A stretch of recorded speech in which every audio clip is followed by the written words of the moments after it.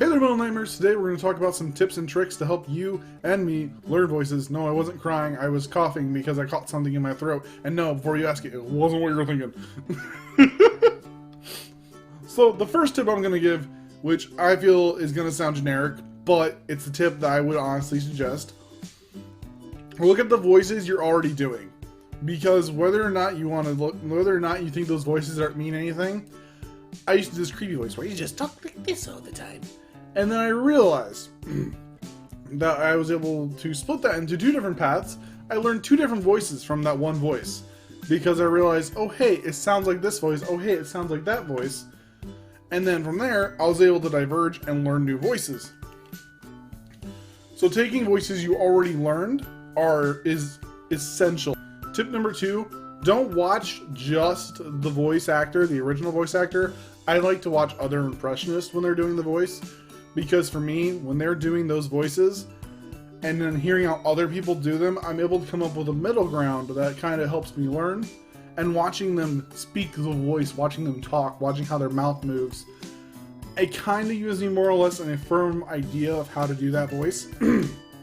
But at the end of the day, learning a voice is going to take entirely your individual self and sitting down and thinking, okay, how did they do that? How did they do that? Because doing a voice tutorial is probably one of the hardest things that I've ever had to do, and doing that one voice video tutorial back when I was younger was a pain in the ass because I didn't know how to teach people. I'm like, do you know how to do this?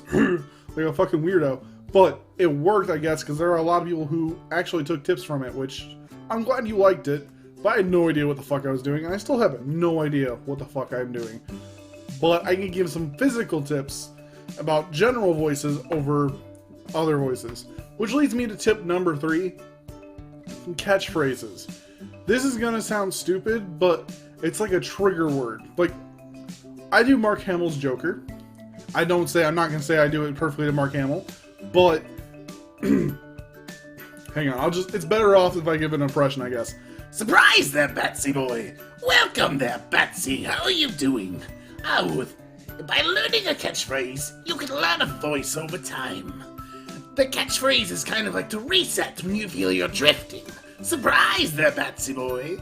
And then I can't do voices for the life of me right now. I just ate so much salty snacks and my throat is just dry like a Sahara. Fuck.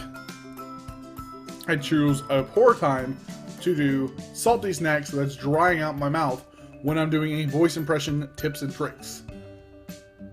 That was not my smartest move, but we're here. The last tip that I can honestly think to give when it comes to voice impressions, at least learning them and practicing them, is have someone you can work the voices on with, because you know how your voice reverberates and sounds different to you than it does to other people. That means practicing a voice by yourself, unless you are going to be recording it and then listening to your own audio, is not worth it, because it's hard to learn a voice that way.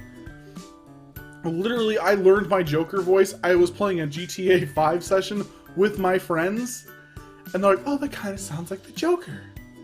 So I literally thought of some things Joker says, and that's where I learned Surprise Batsy Boy, and that kind of stuck with the voice as I developed it. And then they were all listening to it. One person thought it was a fucking recording, and then I just kept practicing it and getting better and better. And that's how I ended up getting to the point where I can do some voices. I'm not saying I can do them horribly well or accurate to the actor, but I have my own interpretation, and that is something that anyone who's doing voices needs to remember.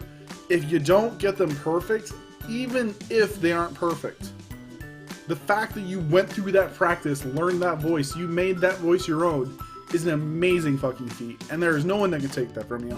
Because learning a voice is a fucking bitch. Some voices are going to come easy to you. Literally, the Joker came easy to me. Pennywise has come easy to me. I learned Mickey Mouse voice rather easy. I have never sat down and tried to learn a voice that I do not understand, which will be the future episodes as we continue forward.